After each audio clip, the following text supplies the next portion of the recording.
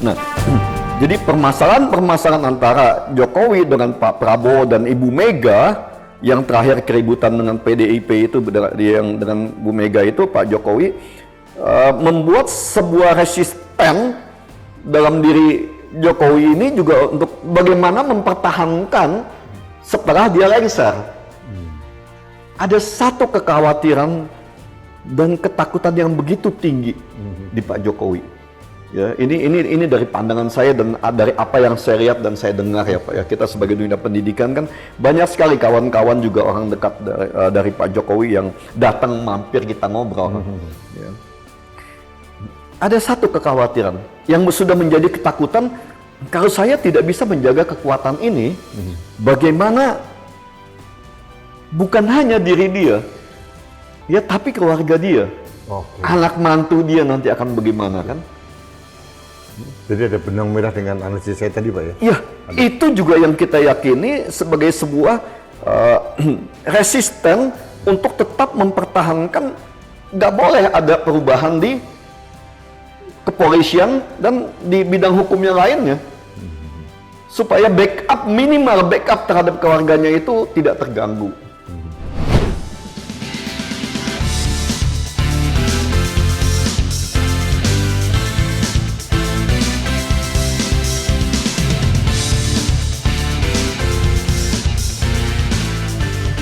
Halo sahabat Indonesia, kita bertemu kembali dalam Anak Bangsa Podcast. Sahabat Indonesia, hari ini 1 minggu lebih dari setahun pemerintahan Presiden Prabowo.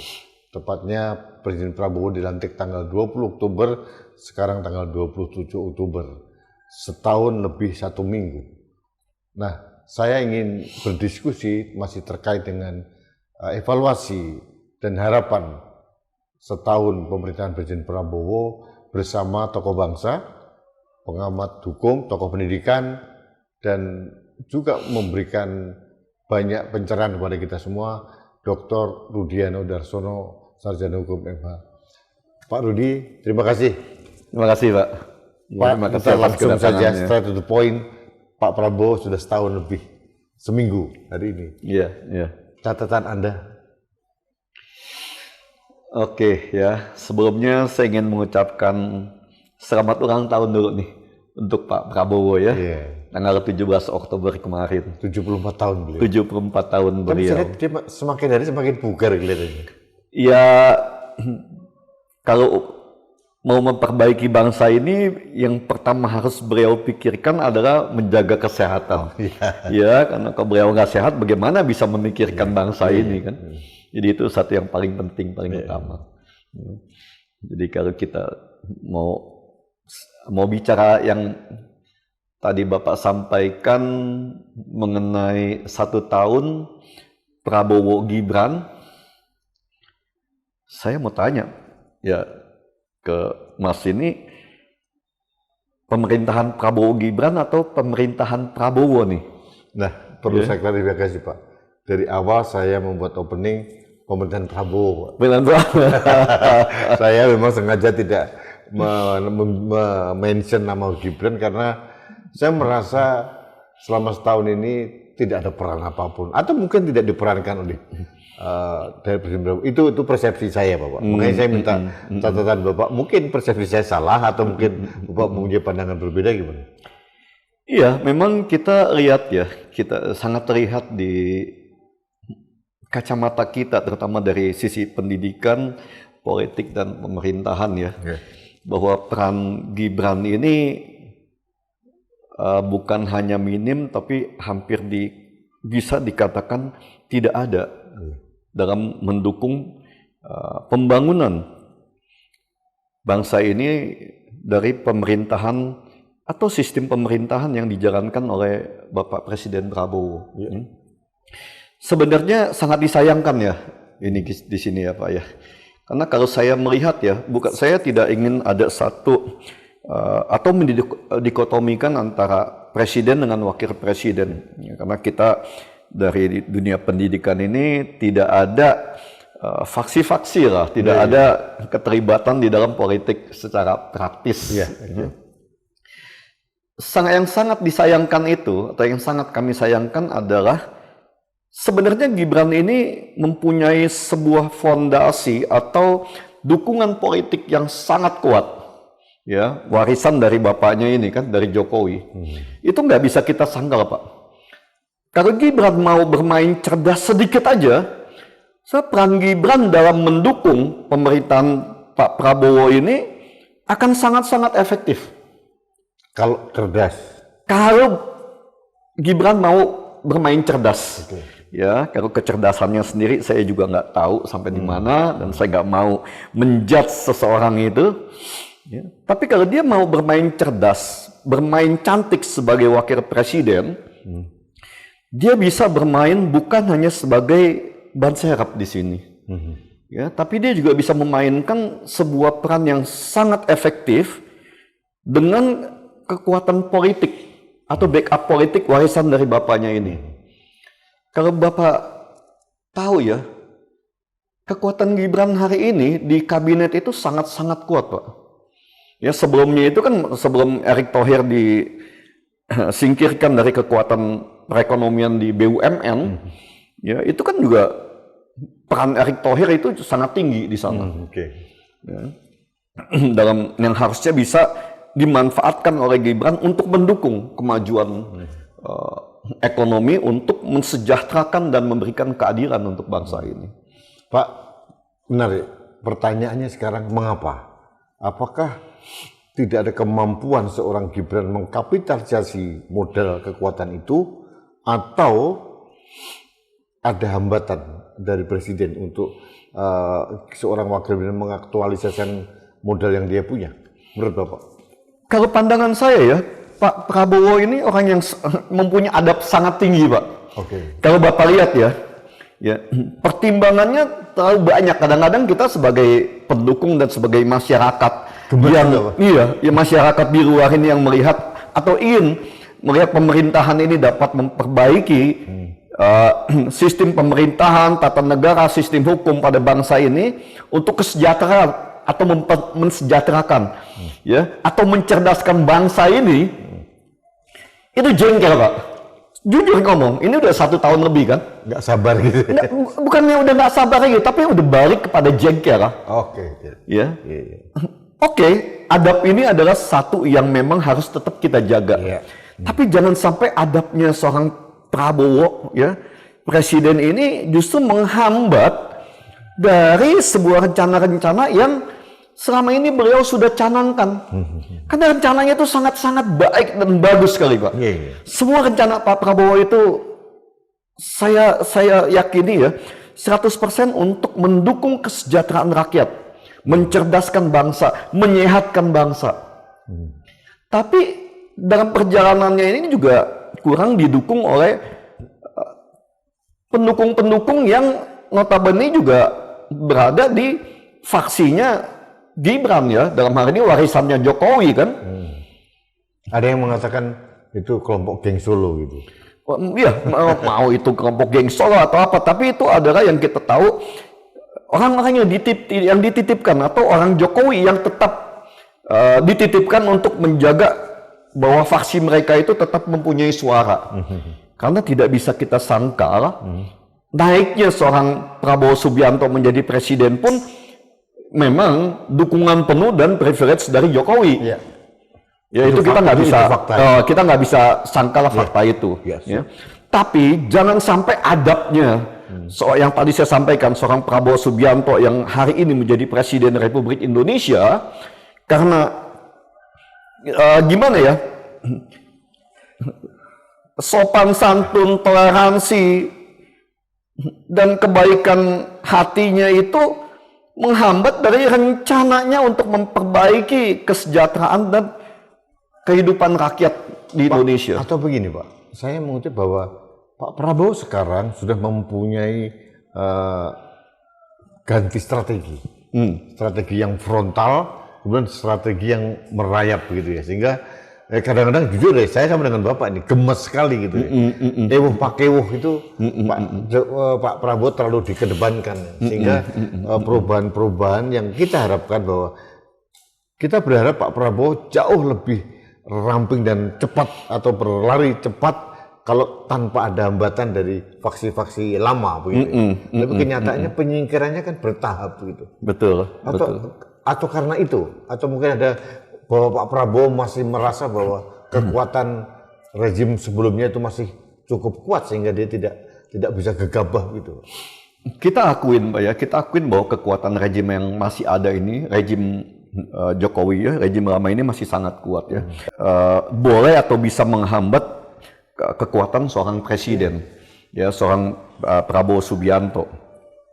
Dan selalu kita dengungkan itu bahwa yang pertama harus diperbaiki untuk bisa memperbaiki semua sistem di negara ini adalah perbaikan sistem hukum. Nah, itu yang menarik, Pak. Itu dulu, Iya, ya. iya. Perbaikan sistem hukum, perbaikan personel dalam bidang hukumnya, SDM-nya, dan institusinya, itu harus menjadi yang utama, Pak. Pak, saya tertarik dengan analisis Bapak. Ini hasil diskusi saya dengan beberapa teman, mempunyai pandangan yang sama. Pak Prabowo agak kita sayangkan nih, sebagai indikatornya Pak, membuat reformasi Polri saja sampai sekarang belum terrealisasi pembentukan komite reformasi kepolisian, mengganti seorang Kapolri yang notabene itu jauh di bawah kendali seorang presiden pun tidak bisa. Ada apa sebenarnya menurut Bapak? Kadang-kadang yang tadi saya sampaikan Pak ya, bukan cuma capek dan ini ya, kadang gemes juga kan Pak. Ya. Karena komite reformasi itu kan sudah didengungkan jauh-jauh hari dan diucapkan oleh seorang presiden. Ya, setelah itu terus didengungkan oleh Menseknek dan semua segala macam oleh Menkumham. Ya, dengan proses-proses yang sudah dijalaninya. Sampai hari ini tuh itu belum menjadi sebuah kenyataan, memang menjadi sebuah pertanyaan buat kita. Dan itu bukan cuma kita Pak. Jadi saya berapa kali keluar ya kita, karena kita ada bisnis di luar, kita diskusi dengan teman-teman di luar. Ya. Mereka pun mempertanyakan itu. Ya. Ada apa sih hambatan Presiden Yu itu, Mr. Prabowo Subianto sampai hari ini? Apa yang dibicarakan tentang komite reformasi Polri itu menjadi menjadi diam jalan di tempat gitu kan, tidak ada suaranya lagi. Nah, di kabinet dan istana pun diam. Ya, apa yang menjadi permasalahan di sini? Apakah memang masalah kemampuan atau masalah hambatan lain di dalam diri presiden kita ini kan? Tapi harus kita akuin yang saya sampaikan, adanya ketakutan-ketakutan dari sekelompok orang ya Pak ya, apabila hukum ini bisa diperbaiki oleh Pak Prabowo. Ini kelompok status quo pasti Pak? Ya, bukan status quo, kelompok-kelompok yang memang the biggest koruptor ya, dari 10 tahun eranya Jokowi itu. Itu diperkirakan mungkin bisa, bukan mungkin ya, itu diperkirakan belasan ribu triliun. Ya, bukan hanya ribuan triliun, Pak. Belasan ribu triliun dana yang menguap dari zaman rejimnya Jokowi itu. 10 tahun, Pak. 10 tahun itu. Ya. Jadi memang kekuatan keuangan ini juga sangat-sangat tinggi dalam menghambat program yang Pak Prabowo jalankan ini. Pak, tapi begini loh. Logika saya bahwa sekarang ini kan approval rate seorang presiden kan sangat tinggi, Pak.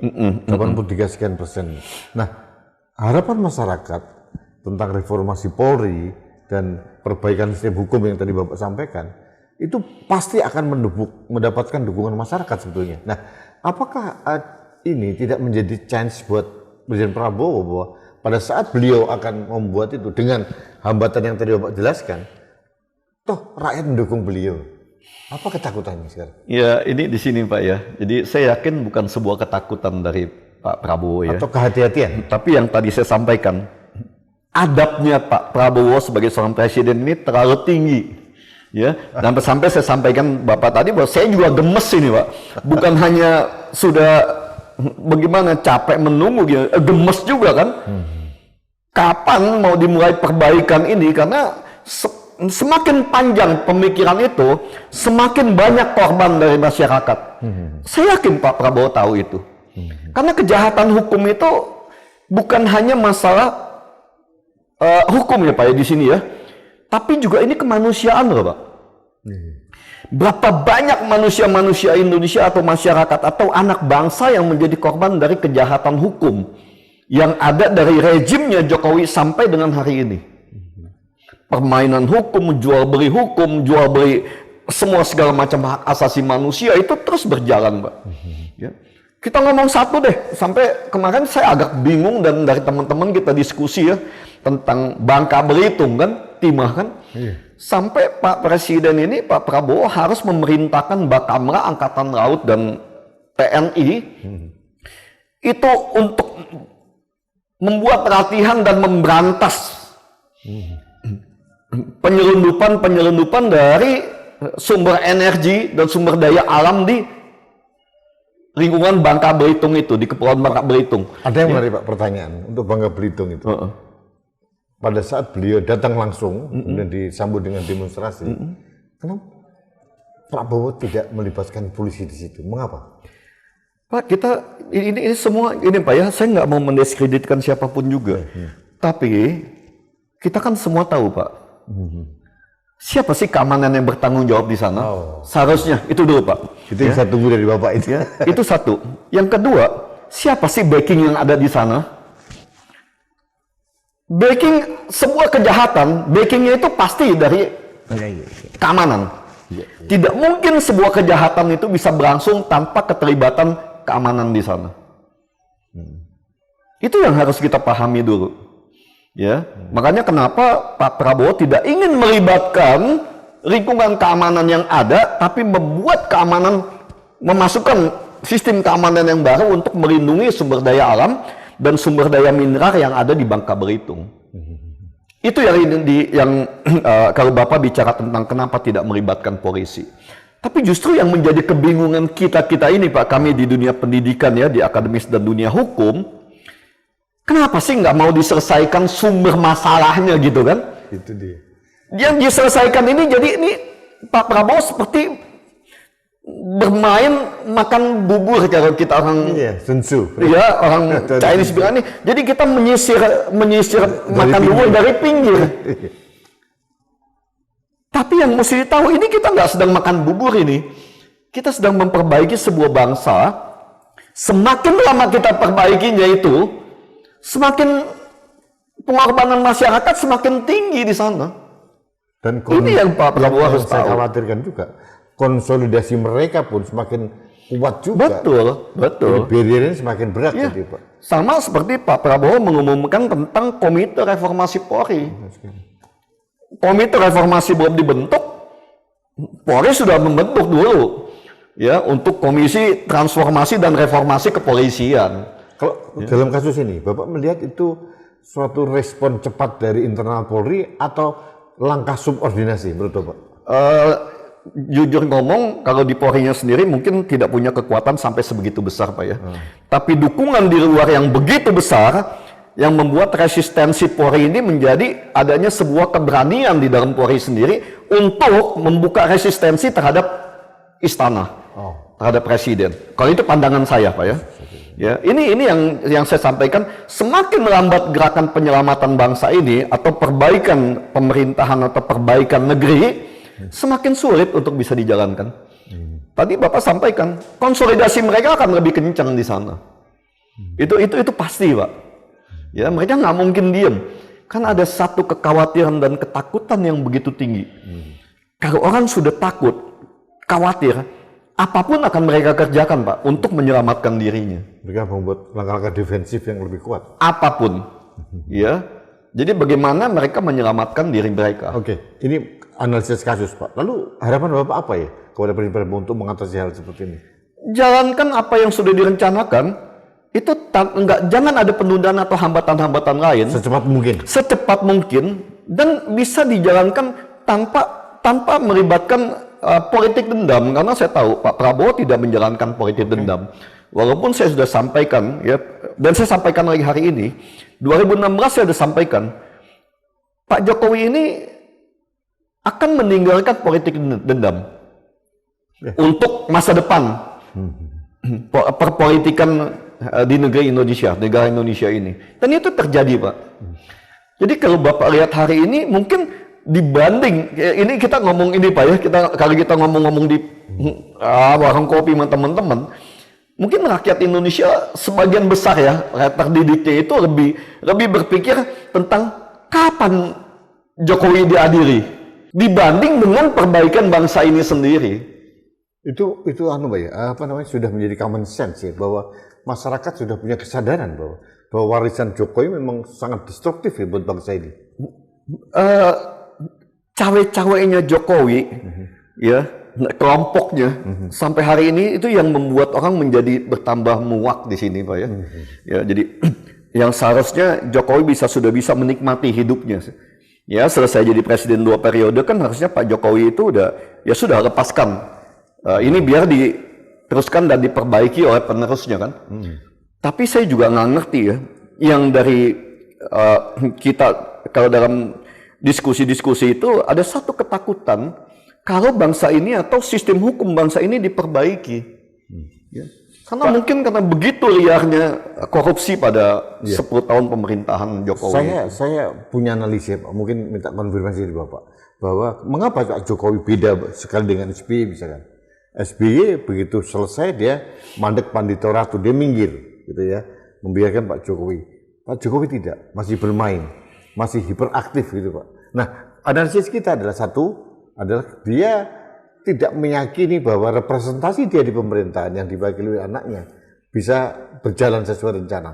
Itu satu hal. Yang kedua adalah untuk melindungi kerusakan-kerusakan yang dilakukan, sehingga kalau ini dibiarkan, dia tidak bermain politik, itu akan menjadi hantaman atau fireback buat dirinya.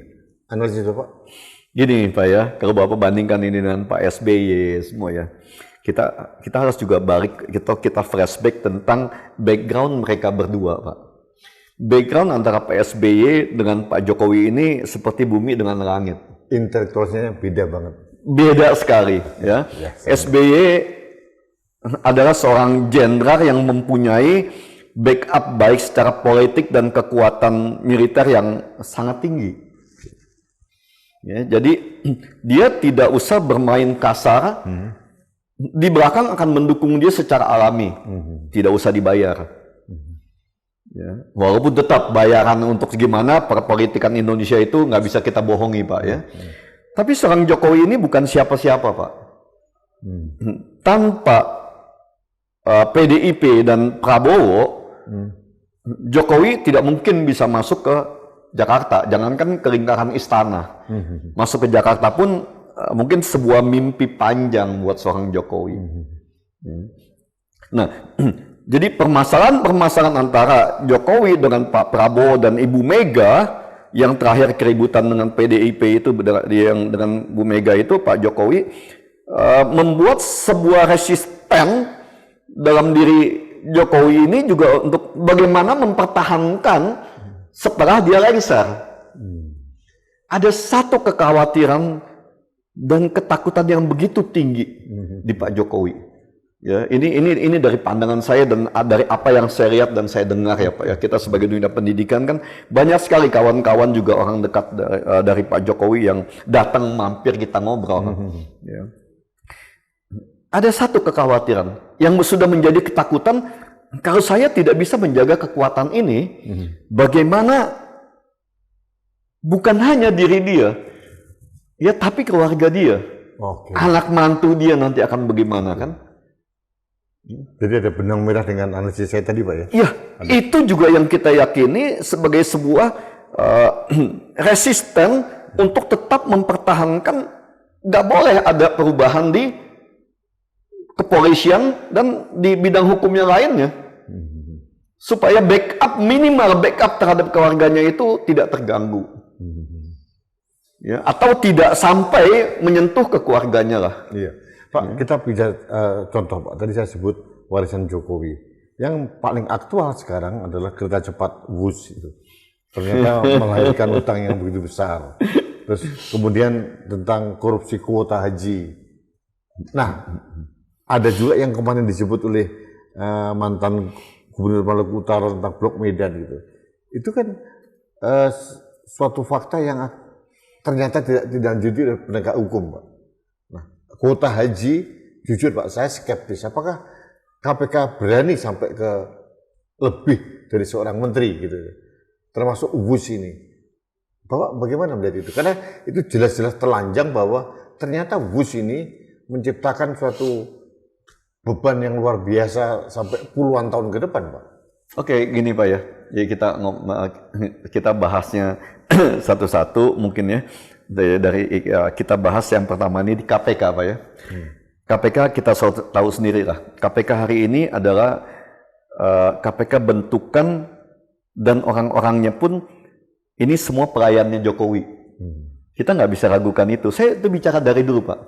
Ya ini kan nih pelayan-pelayannya Jokowi ini KPK hari ini. Ini Bapak terlalu keras, saya ngomong apa adanya Pak. Keras kan? Ya, saya ngomong apa adanya. Saya nggak mau ini lah ya karena kita dunia pendidikan kan yang saya sampaikan Bapak tadi banyak sekali informasi termasuk dari internal KPK juga bahwa nggak ada guna kalau ngomongin tentang kasus-kasus Pak Jokowi itu di KPK, keluarganya Pak Jokowi lah ya di KPK itu kita sama juga kita kalau kita bicara kasarnya itu kita buang angin lah ya atau kita kentut gitu kan, baunya itu terasa Pak, tapi nggak akan pernah tersentuh itu sampai seperti itu Pak. Ya jadi kalau kita bicara keluarga Pak Jokowi dengan KPK hari ini kita nggak usah bicara apa, kita terlalu banyak mimpi nanti nggak bangun-bangun juga kita kan. Ya, jadi kita lupakan kalau itu dipegang sama KPK lah. Kalau kasusnya itu melingkupi lingkungannya keluarga dari Pak Jokowi atau geng Solo ini. Artinya Bapak juga akan memprediksi kasus Wus juga akan sama Pak? Kalau kasus Wus dipegang sama KPK, ya sama Pak. Yang kena itu paling hanya lingkaran-lingkaran bawah yang kecil-kecil yang jadi korban lagi, nggak akan pernah menyentuh ke atas. Kalau kita bicara Wus Pak, kita tidak bisa menyangkal Wus itu memang bermanfaat untuk transportasi dan pengembangan ya teknologi pada bangsa kita, negeri ini ya, walaupun manfaatnya itu untuk orang Jakarta dan Bandung aja lah, ya. Kita nggak nyangka bahwa itu memang berguna, bermanfaat di sana. Tapi korupsi dan perjalanan proyek yang begitu kotor itu yang harus diperiksa, itu yang harus diselesaikan. Jadi jangan membicarakan tentang Wusnya atau manfaat Wusnya. Wus itu jelas bermanfaat, tapi pembuatannya itu, ya. Korupsinya itu,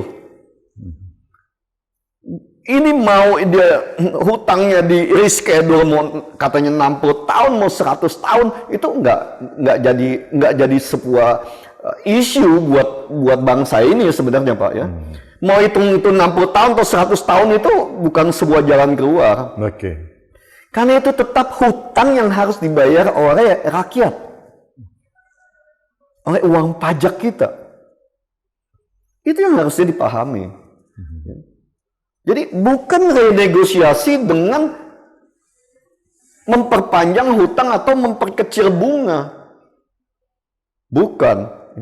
Tapi bagaimana mengembalikan atau mengambil kerugian negara ini, menarik kembali kerugian negara yang dicuri dari orang-orang yang bermain dalam proyek kereta api cepat Wus ini. Makanya kan ada dalam beberapa perbincangan itu orang tidak lagi berbincang tentang masalah Wus, tapi bagaimana menangkap seorang Joko Widodo kan, sampai ke sana. Nah itu yang mestinya diperhatikan adalah Pak Prabowo sering sampaikan, kembalikan uang yang kamu curi, kan gitu. Cina melakukan itu Pak. Cina melakukan itu kan, balikan uang yang kamu curi, jangan sampai negara tahu. Atau jangan sampai negara tahu lebih dulu daripada kamu mengembalikan itu. Nah, Pak Prabowo harusnya bisa menjalankan itu. Ya.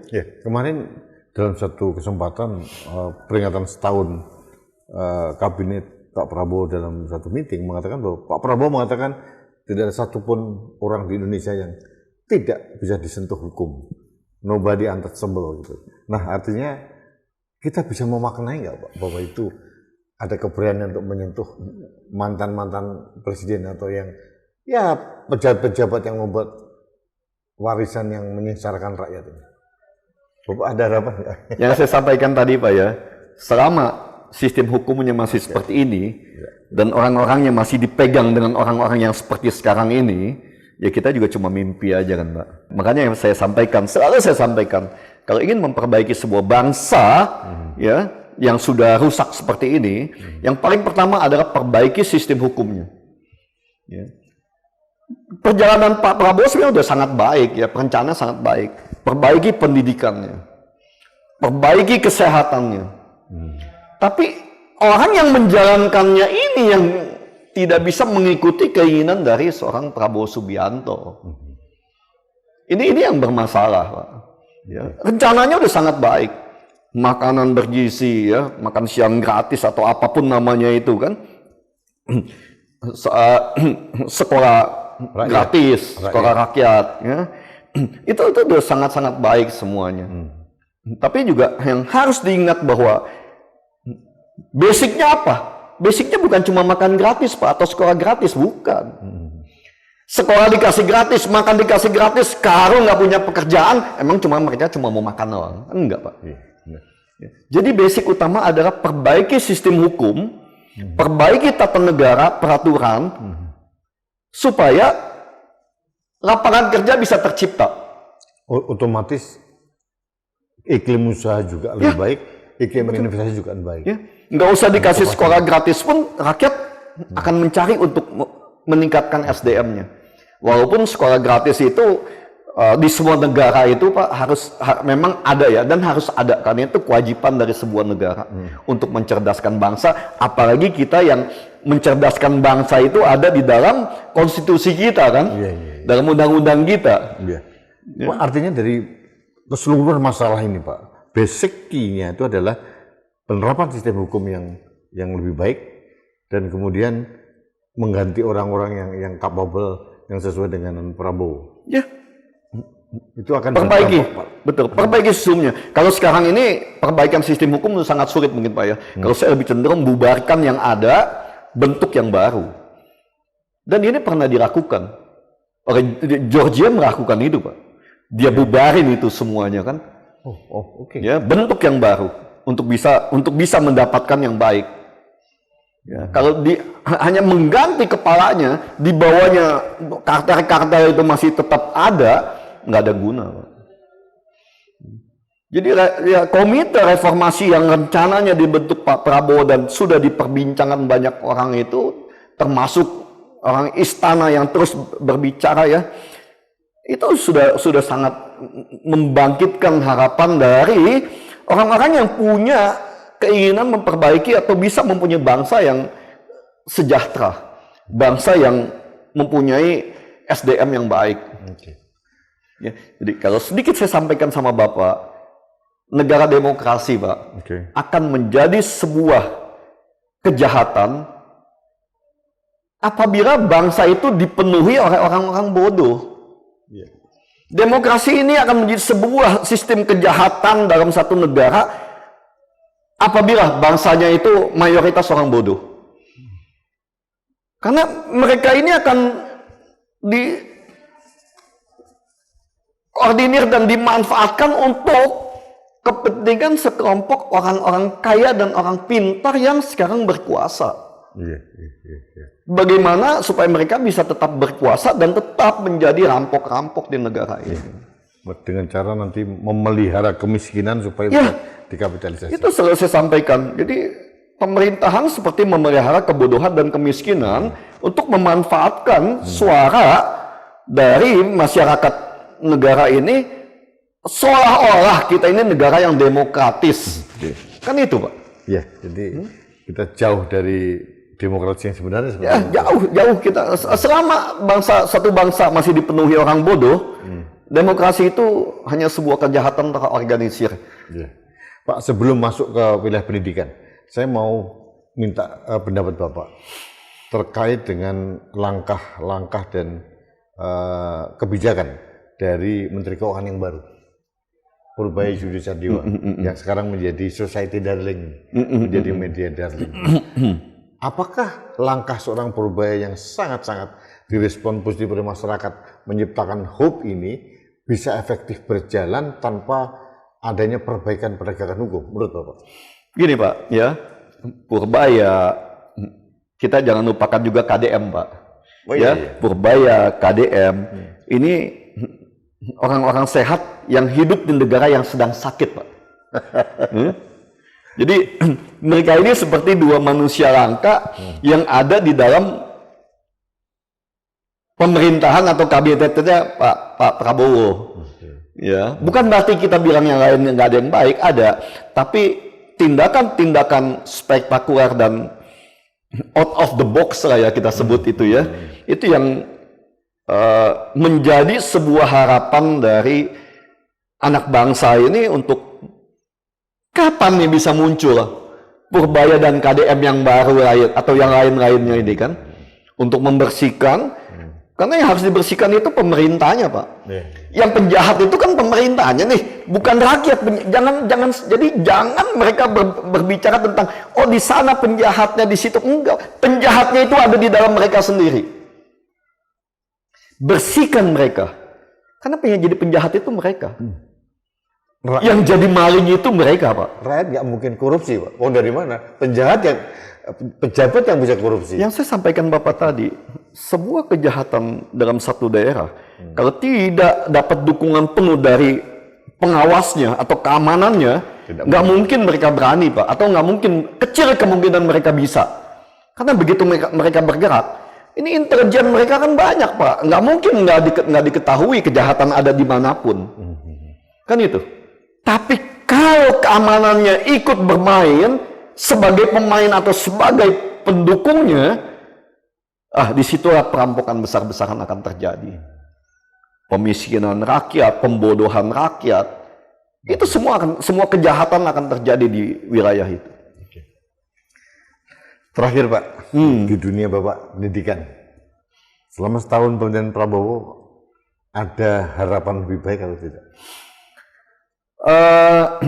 Hari ini perubahan yang cukup signifikan terus dijalankan oleh Pak Menteri Pak ya, dua menteri ini yang dalam 1 tahun Pak Prabowo dua-duanya sangat bagus. Pak Brian maupun ya, wakilnya. Yang sebelumnya. Oke. Ya, Pak Sumantri. Itu dua-dua orang yang memang berpikir tentang bagaimana memperbaiki pendidikan di negeri ini. Pendidikan tinggi Pak ya, kita bicara. Lebih bagus daripada yang sebelumnya. Betul, jauh Pak. Ya, cuman untuk bisa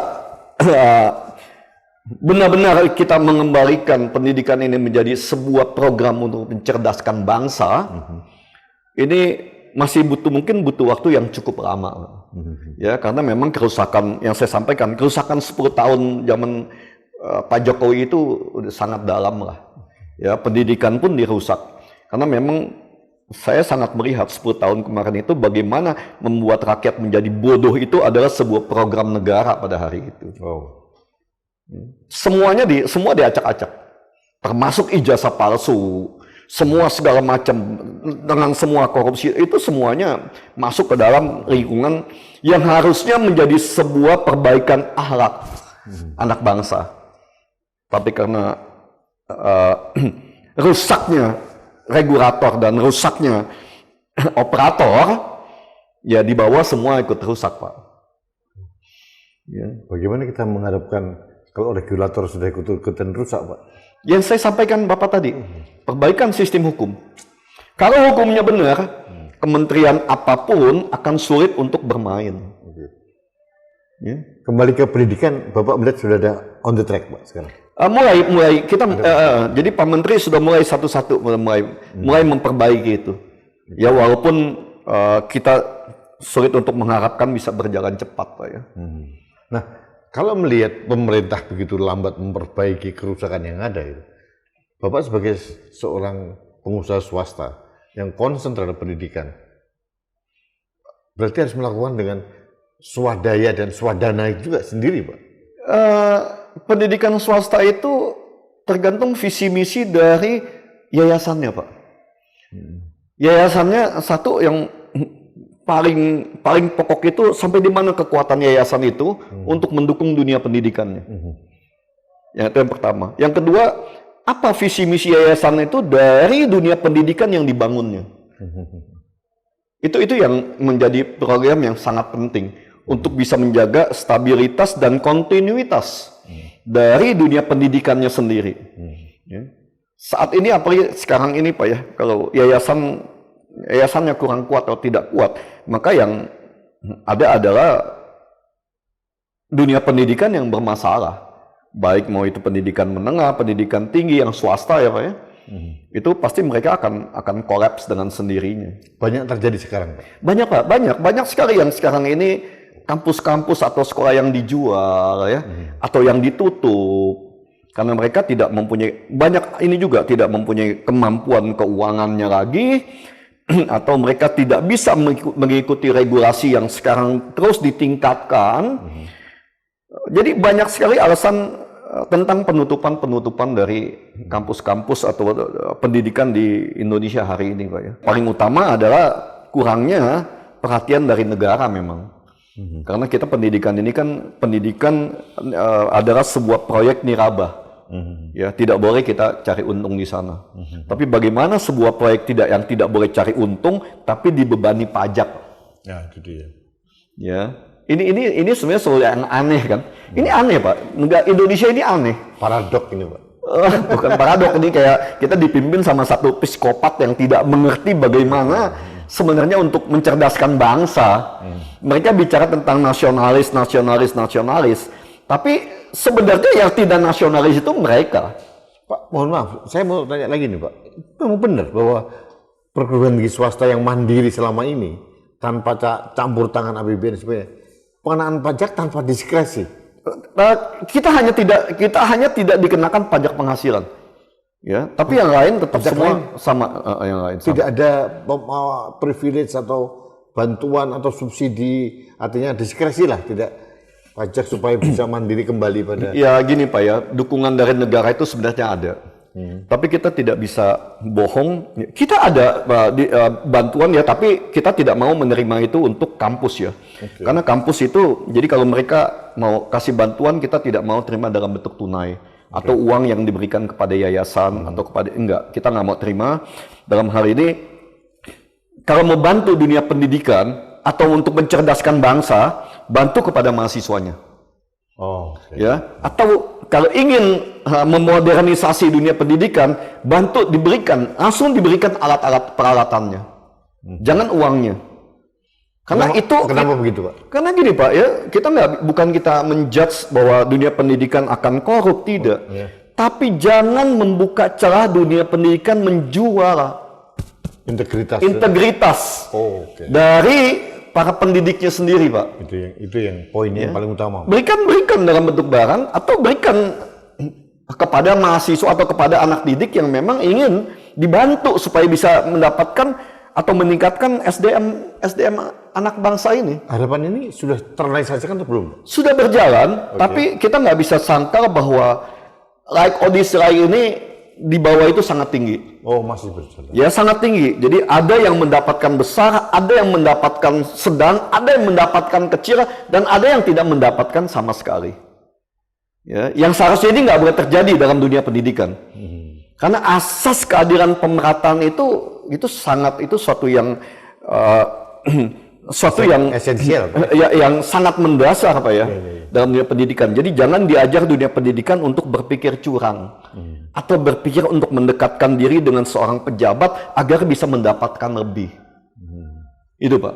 Ya, 17 Agustus selalu saya pesankan kepada teman-teman direktorat bahwa kalian harus profesional. Ya. Kenal dekat dengan teman-teman boleh, tapi tidak boleh meminta sesuatu jatah yang lebih. Pak, Bapak sudah hampir 15 tahun. 15 tahun ini mengelola UTA 45 ini. Iya. Masih ada hope tentang dunia pendidikan tinggi di Indonesia?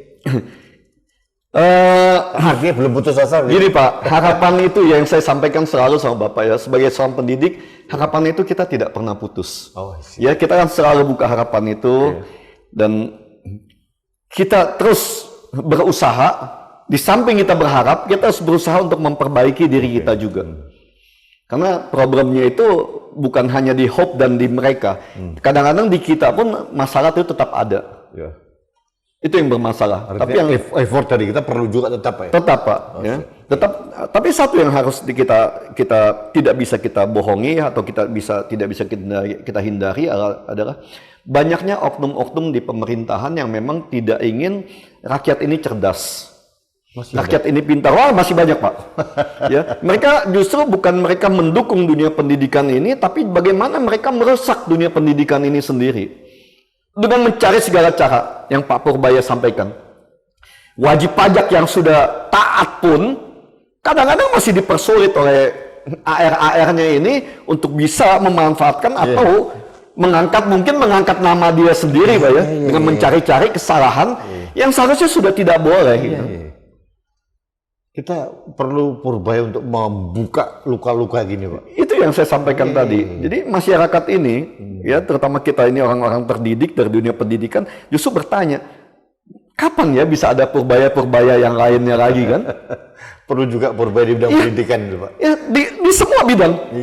Tidak, jangan bermain santai dan yang selalu disampaikan, oh harus koordinasi ini, koordinasi membuat negara ini menjadi rusak. Ya, karena koordinasi yang dilakukan itu. Kadang-kadang kita berkoordinasi dengan para penjahat, Pak. Wow. Kan itu, ya. Kita berkoordinasi dengan para penjahat yang memang maling. Bagaimana kita mau koordinasikan itu? Seperti Pak Purbaya kan. Jangan hanya bicara koordinasi. Loh, nggak jadi bersih itu. Bagaimana seorang Purbaya yang sekarang masuk dengan badan dan sapu yang bersih, disuruh berkoordinasi dengan sapu yang kotor? Pak, lebih esensial lagi. Menurut Pak Rudiono ya, apakah langkah-langkah Purbaya dengan statement-statementnya yang out of the box ini, itu memang suara Pak Prabowo yang sebenarnya? Saya mempunyai keyakinan itu. Jadi saya yakin juga Pak Prabowo juga sedang mencari Purbaya-Purbaya yang lain ya. Tapi nggak tahu hambatannya atau mungkin belum ketemu ini, kita belum tahu. Tapi saya yakin Pak Prabowo itu terus mencari Purbaya-Purbaya yang lain agar dapat menerapkan atau membersihkan Indonesia mempunyai masa depan yang baik. Terakhir Pak, setahun kita masuk ke tahun kedua Prabowo. Bapak masih punya harapan bagus buat Pak Prabowo? Harapan sangat tinggi. Justru kita mengharapkan Pak Prabowo tetap sehat. Amin. Ya, karena dengan kesehatannya beliau baru bisa berpikir tentang bagaimana juga menyehatkan bangsa ini. Jangan seperti yang saya sampaikan kepada Bapak tadi kan, Purbaya dan KDM ini dua orang sehat hidup di negeri yang sedang sakit kan, atau dipaksa sehat di negeri yang sedang tidak sehat. Oke, terima kasih. Terima kasih Pak. Perspektifnya bagus sekali, pencerahannya keras sekali, tapi saya izin untuk tidak saya sensor, boleh? Saya nggak butuh sensor Pak. Kita bicara apa adanya. Baik. Terima kasih Pak Rudiono. Sahabat Indonesia, itulah sosok Dr. Rudiono Sudarsono. Selalu menyampaikan apa adanya, dan kayaknya gaya-gayanya mirip Pak Purbaya juga ini. Atau jangan-jangan kabinet Prabowo Subianto perlu seorang Rudiono Darsono baru. Saya kalau ke sana saya udah nggak ada keinginan, ya, jadi saya jujur bicara, saya tidak punya keinginan untuk masuk ke politik, dan memang nggak kepengen. Ya, biar saya di dunia pendidikan, saya di luar. Di luar pun bukan berarti kita nggak berjuang, Pak. Pejuang itu bukan hanya ada di dalam. Dan seperti sekarang pun Bapak sedang berjuang juga. Bagaimana kita memperbaiki pendidikan atau SDM anak bangsa. Ya, jadi kalau masuk ke politik, saya sampaikan terus terang dari pertama, dari zaman Pak Jokowi, saya sudah sampaikan saya tidak tertarik untuk bermain politik. Baik, terima kasih. Sahabat Indonesia, itulah sahabat saya, Rudiono Darsono, mempunyai integritas dan prinsip yang tegas, bahwa even kita di luar sekalipun kita bisa tetap berkontribusi dalam menjaga Indonesia. Dengan cara apa?